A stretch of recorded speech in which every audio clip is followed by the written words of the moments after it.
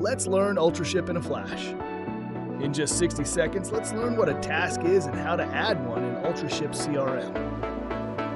A task in UltraShip CRM helps you assign specific actions for a shipper or carrier, like to-dos, meetings, and follow-up calls and emails, ensuring timely and efficient connections with your prospects.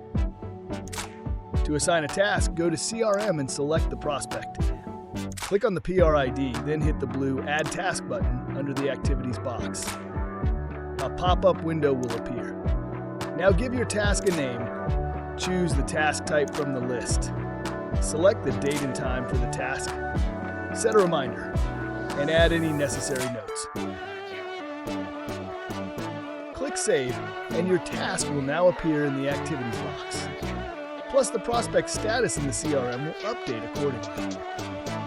With the Tasks feature, you can engage effectively and move your prospect one step closer to becoming a shipper.